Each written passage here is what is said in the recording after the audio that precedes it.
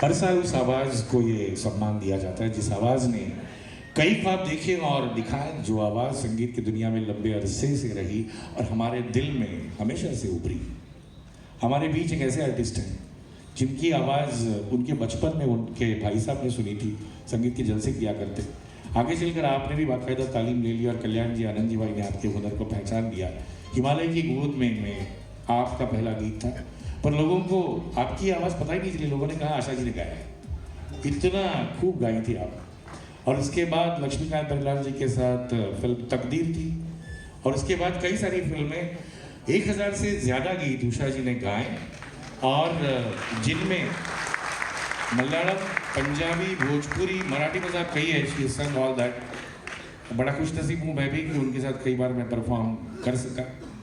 और फिर किशोर दा, रफ़ी साहब, बस आप नाम लीजिए, मन्ना दा, इन सभी के साथ आप हमेशा से परफॉर्म करती रही। इस साल का रफ़ी अवार्ड प्रदान किया जाता है उषा तिमोथी जी को।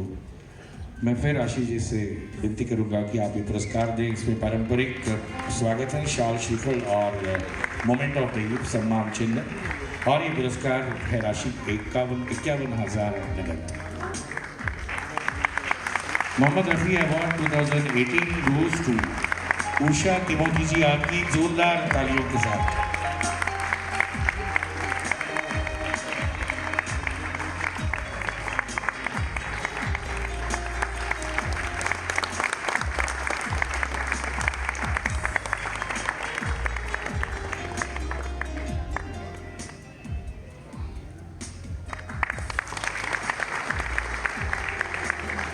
धन्यवाद। अब उषा जी जब भी स्टेज पर आया, मैंने आपसे गाना सुनना चाहा। हमेशा आपको कहता रहा कि उषा जी अब ये पेश करेंगी, पर आज मैं ऐसा नहीं करूँगा, है ना। पहले तो आज की शाम इस अवार्ड के बारे में आप कैसा महसूस करती है, यहाँ बताइएगा। प्लीज़ वेलकम उषा जी।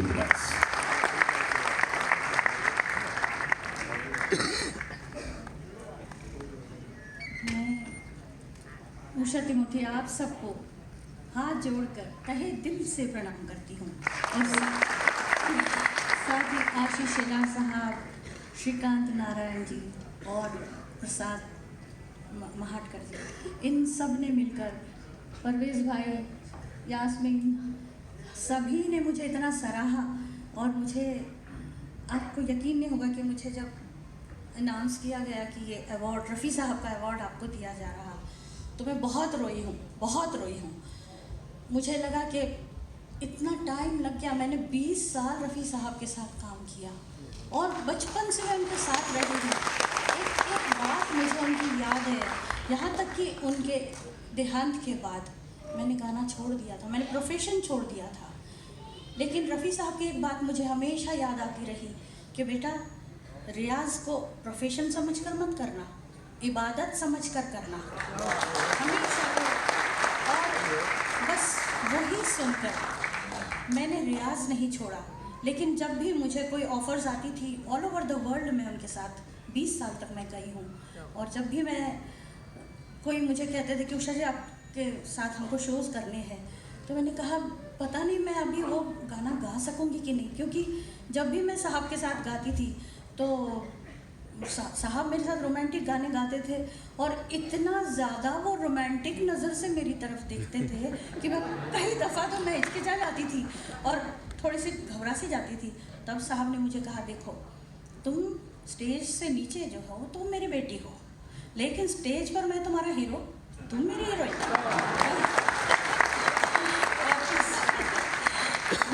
कहा कि उन्होंने कि मधुबाला तुम और मैं देवानंद, या मैं शम्मी कपूर या तुम आशा पारेख, तो इस तरह से। और मैं उनके साथ वैसे ही गाती थी।